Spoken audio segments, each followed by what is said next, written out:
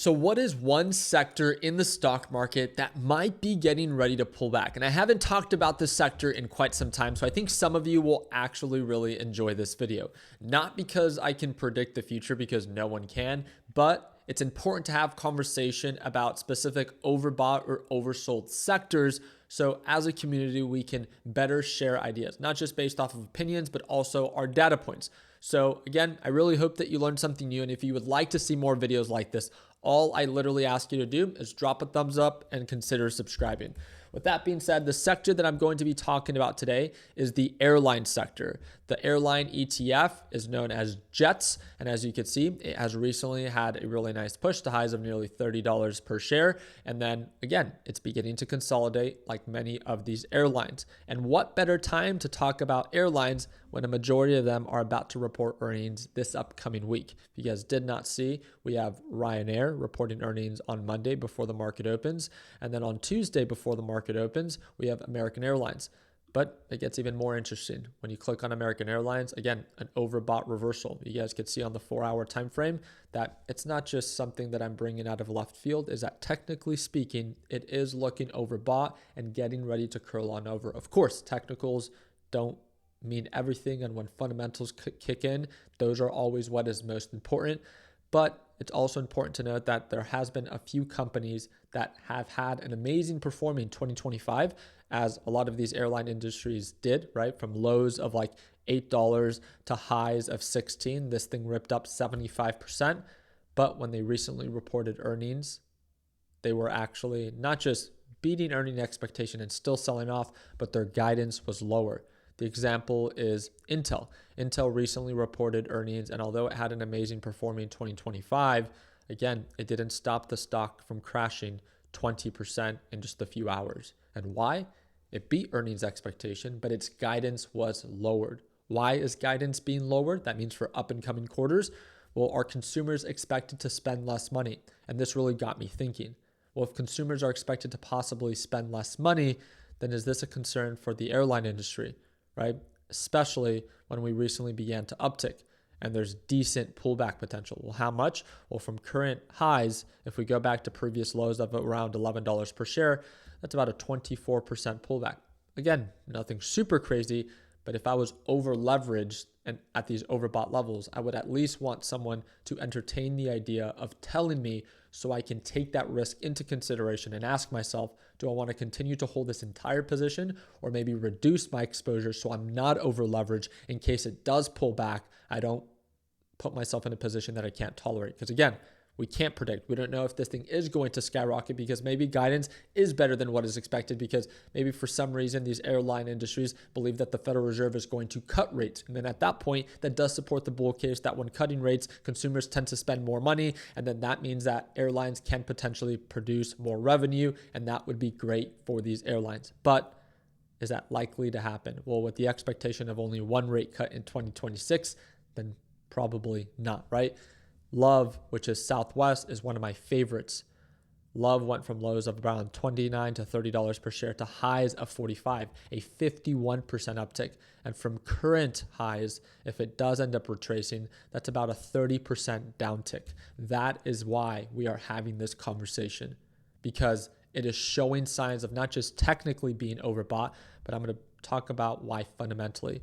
JetBlue, again, not as overbought, but also part of the airline sector. And then we have Delta Airlines, also overbought, but not as much as, in my opinion, Love and American Airlines. The thing that I want to jump into is Investing Pro. If you guys have not checked out Investing Pro, it's the first link in the description down below. This allows me to dive a little bit deeper into the companies that I'm thinking about trading and investing. And right off the bat, if I look at fair value, this thing is actually telling me that no, it still sees 1.1% of potential upside. Again, I want to entertain the idea of the bull case. When I look at the P/E ratio, hey, this actually isn't too terrible. 16.1 times its earnings. I'm not a huge fan of a company producing $54 billion in revenue, but only $600 million in profit. That's not very attractive to me. Let's go ahead and look into the pro research. When looking at the pro research, again, I'm not trying to be controversial. I'm just trying to show the data. A very simple question. Since 2023, we've kind of flatlined in revenue. Is this a growing company that you want to be invested in? Is this showing signs of growth? No, right? Okay, that's understood. Now, if we do begin to enter an uncertain time where consumers begin to spend less money, what do you think is going to happen with revenue? Probably downtick, right? And then what do you think investors will begin to do? Lower the guidance or expectation for companies like American Airlines to show signs of growth, right? When you look at the way that it produces its net income, right? Or net profit from revenue to gross profit, cost of goods. I can see everything through these flow charts. Again, it gives me and allows me to be able to dive a little bit deeper into the companies that I actually want to invest and trade in. So 10 analysts have revised their earnings downward for the up and coming period. And that is the part that I am concerned, is the lower guidance. If American Airlines or any of these airline companies report lower guidance, and you'll see it's always the first one to report that kind of sets the tone for the rest of the airline industry. Net income is expected to drop this year. Again, shedding light on a common sense concern. With only one rate cut expected in 2026, with consumers expected to spend less money, you can see how we can come to this common sense conclusion that, okay, well, revenue isn't increasing. We've recently experienced a nice uptick, but now spending is expected to drop. Is this a time that I want to either invest into American Airlines or possibly pull out or reduce? Again, for me, it becomes very clear, right? For myself and my LPP team, this is what I want to pay attention to. I want to see if we can get confirmation after these companies report earnings if these things are going to begin to sell off. And if they do, I can entertain the idea of shorting them into the downtick or into previous support levels as they downturn. I don't expect beginners to do that because shorting does come at a greater form of risk. But this is why I like having these conversations because, again, by respecting overbought and oversold levels, you can position yourself to be able to make money during both the bull runs and also the downturns. I think that is what's most beautiful about this market, is entertaining both sides by having open dialogue conversations, right?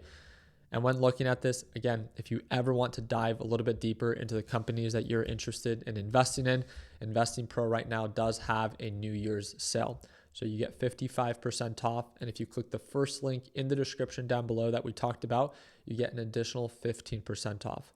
So in total, you'll get it for less than $9 a month. And yes, it is an affiliate link. I want to be straight up with you guys, but you'll get it at the biggest discount and it's less than $9 a month. So a simple question, does having access to more resource and more data worth at least $9 a month so you can make more informed trade and investment decisions?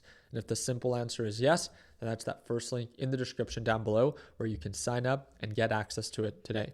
On top of that, the thing that I want to pull up very quickly is now for Southwest. Southwest, again, has been showing a little bit more signs of growth in revenue, but also beginning to kind of flatline.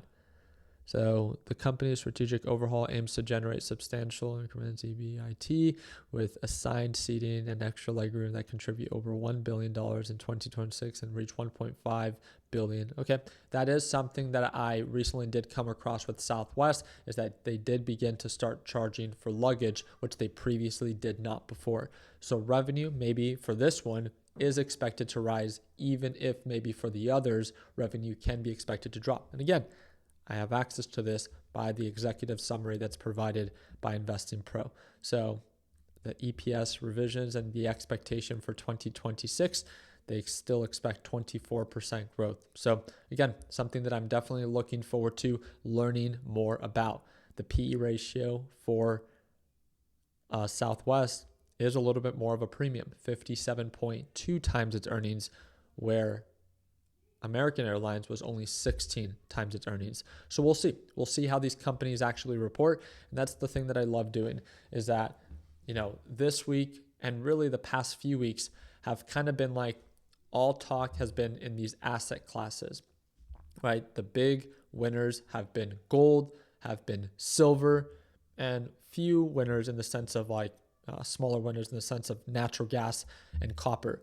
But the thing that I love doing is that when markets are rallying, just like when Bitcoin hit highs of 126, 127, it's important to have conversation about overbought and oversold levels.